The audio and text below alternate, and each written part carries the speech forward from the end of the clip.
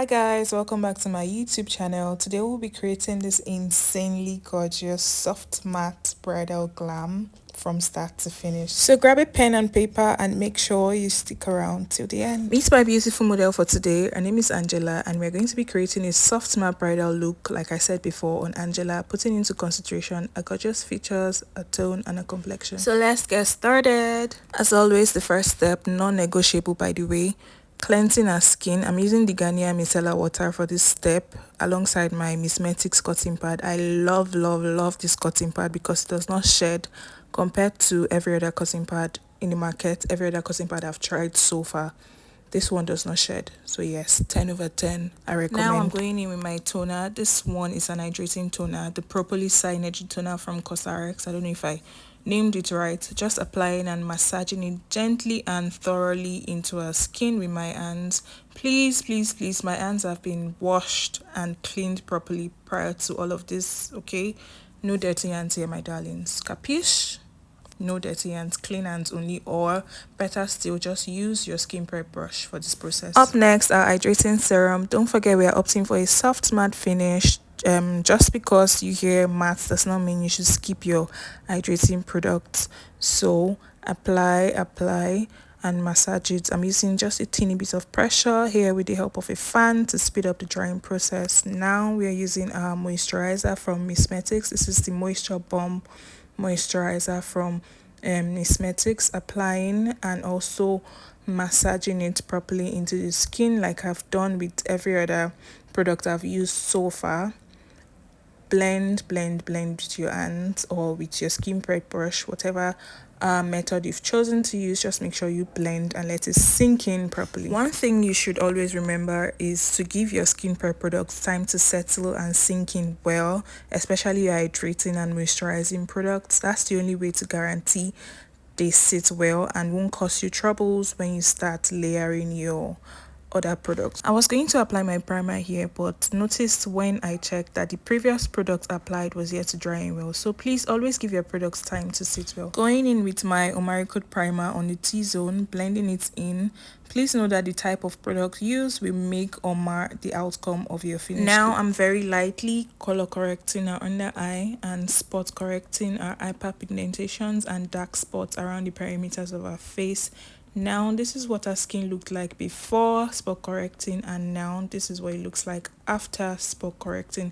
Don't take these teeny little steps for granted, my love. This will help make sure that you won't go in with too much foundation and will allow your bright skin feel very light and breathable while still giving glam and full coverage. No, but for real, are you guys seeing this? You can't tell me you don't see how well the skin is sitting right now. Now, I promise you, once you adopt this method, your art will change for the better. Using an hydrating mist here to rejuvenate the skin before we start highlighting and contouring. For this step, I'm using my Juvia's Play Stick Foundation in Katsina as a contour shade. It's just the right amount of depth and shadow I would like for our skin tone. Applying it everywhere I want to cast shadows, then I'm blending. Now I'm proceeding to contour a nose, but because I'm not such a big fan of nose contouring, I'm softening it out by blending it even more. Time to add colors. I'm using this lip and cheek palette from Cindy's Beauty as my blush, blending it in with the same white glam brush I used for her contouring. Now we are bringing back light to our skin. We've already casted shadows in the areas we want contoured. Now we are going to be highlighting. I'm using the Kevin O'Coin concealer that is exactly our skin tone. I'm applying this with an angled brush, also from the White Glam Cosmetics brush set, before going in with a lighter shade that's two shades lighter than our skin tone. By now I'm sure we already know the areas or the placement for our eyelines: the under eye, the chin, upper cupid area, the forehead, and if you want a lifted face you can extend to the outer corner of the eyes. Now we are blending using our White Glam beauty sponge before setting with a pressed powder and then doing the exact same thing on the other side. blending first and then setting with a compact pressed powder before proceeding to set again, or bake rather, with a loose setting powder. I'm using the Laura Mercier translucent setting powder here. Note that I opted for a translucent setting powder because I want the under eye to stay the exact same tone I set it to be, whilst still remaining as bright as I want it to be. Just tapping in and pushing the setting powder with my beauty blender, the same beauty blender I used to blend out the under eye. Now I'm adding a teeny bit to the bridge of the nose, jumping right into the eyebrows, but to be honest, I didn't film this part. We did our brows off camera, so skip to our favorite part of this look, the eye work. Using the Benai Clown White primer for my base, using a white base because we are working with matte eyeshadows today, so that just makes the most sense, right?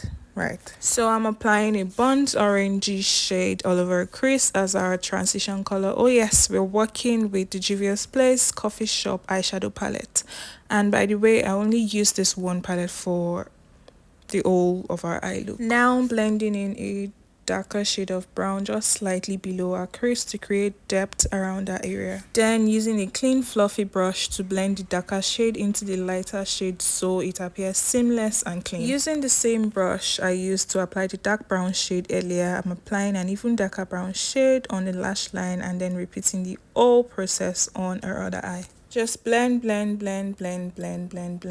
finally, I'm applying the main primary and preferred shade on our eyelid, just on our eyelid alone. I chose this gorgeous grayish color, and I'm glad I did because it just sits and pops so good on our eyelid. Doing the exact same thing on our other eye too, as usual. And mind you, I'm not just patting the colors on, I'm patting and blending at the same time. This will 100% help you avoid any patchiness whatsoever.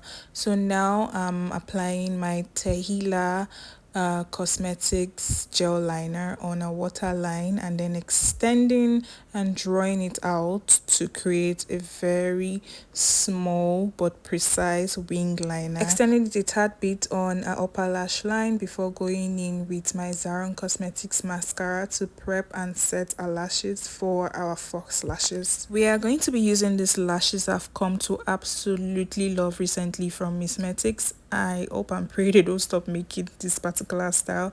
I think it's called Mia, or is it Maya? I literally had to run back to the store I got it from because I loved it so much the first time I used it on my client who also happened to be a bride. It just sits so well on the eyes. Time for our lip. Cleaned off any product on our lips, then proceeded to line and slightly overline with my Omari Coat lip liner in Ikari. And I think I also used another shade in Gingerbread to just soften up the Ikari shade a little bit, because the Ikari turned out to be like slightly too dark. Then I applied my choice of lip color, blended that out, and then back to our face using the Juvia's Place bronzer. I added warmth to certain areas of our face, and then I applied powder blush also from Juvia's Place. I think I'm using, is it the volume 5 and volume 4 together. I sprayed her face, let all of that powder become one with her skin so that we can proudly say, what skin, what product. I woke up like this. Now I'm using the Younger Beauty gloss, brown gloss in, what's the name, I can't remember, but I'll put it in the description box. So this is what our look is giving so far. I'm spraying again, but this time with our finishing spray. I'm using this Sopro spray here. If you made it this far, please comment yes girl in the comment section. Oh, and thank you so much for sticking with me. So now we are putting finishing touches to our look, and ladies and gentlemen, boys and girls, girlies and boys, look at what this look is giving. Tell me you are not as obsessed as I am when I created this look. Let me tell you now, there is no bit like an RGA bit. Take my word to the bank. PERIOD, period. And there you have it, the perfect soft matte bridal finish.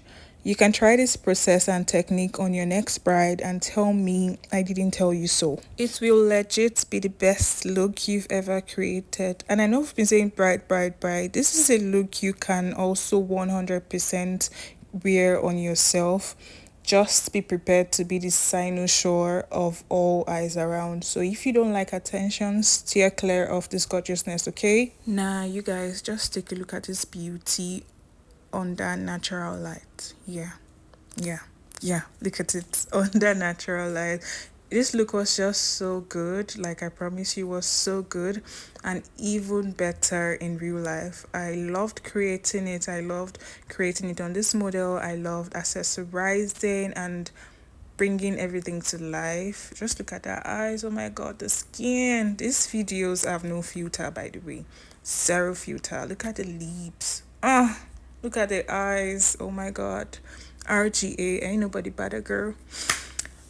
I love this look. I absolutely adore this look. It was so good. It was gorgeous. So please soak it in and enjoy this look. I can't be the only one obsessed with this gorgeousness. We kind of switched it up a little bit to give off like a very Nigerian traditional look. If you look closely, there's like a teeny bit of blue pigment on a bottom lash line towards the inner corner, and yeah, it was still so gorgeous, still so good. If you're still here, thank you again for watching and sticking with me all through this video. Please like, leave a comment, and give this video a thumbs up. And please, it will mean a lot to me if you share this video and subscribe if you're not subscribed already. Thank you for watching, and see you in my next video. Bye.